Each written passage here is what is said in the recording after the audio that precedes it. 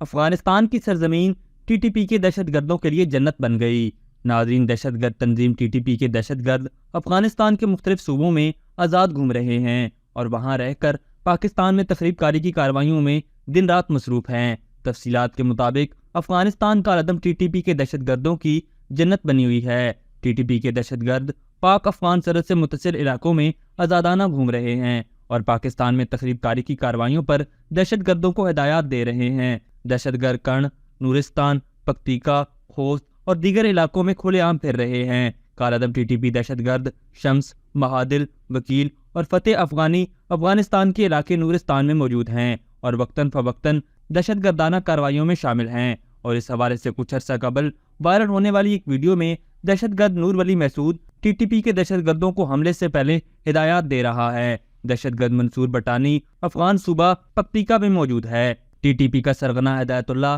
افغان علاقے کرن میں موجود ہے، جبکہ افغان صوبے پکتیکا میں دہشت گرد اکرام اللہ محسود عرف شمشاد اور ترابی موجود ہیں۔ دونوں دہشت گرد پاکستان میں معصوم جانے لینے کے بعد دعوت تعام میں مصروف ہیں۔ صوبہ کرن میں دہشت گرد کفایت اللہ سر عام آزادانہ زندگی گزار رہا ہے، جس کے بعد یہ سوالات پیدا ہو رہے ہیں کہ کیا افغان حکومت میں شامل ذمہ داران ان شواہد کو نظر انداز کرتے ہوئے جھٹلا سکتے ہیں، یا کیا بے گناہ پاکستانیوں کے سپاہ قاتلوں کو افغان حکومت کٹہرے میں لا سکے گی یا نہیں۔ یاد رہے کہ معیشت کی بحالی کے پیش نظر حکومت پاکستان نے غیر قانونی افغان باشندوں کو 31 اکتوبر 2023 تک ملک چھوڑنے کا تحریری حکم جاری کر رکھا ہے، جس میں کثیر تعداد ایسے افغانیوں کی ہے جو عرصہ دراز سے پاکستان میں بغیر کسی رجسٹریشن یا ویزے کے رہ رہے ہیں، جس وجہ سے ان غیر قانونی افراد میں ٹی ٹی پی کے کارندوں کی شمولیت کے حوالے سے بھی خبریں موصول ہوتی رہتی ہیں، کیونکہ جب بھی پاکستان میں کوئی بھی دہشت گردی کا واقعہ پیش آتا ہے تو اس کے پیچھے ایسے ہی افراد کا ہاتھ ملوث پایا جاتا ہے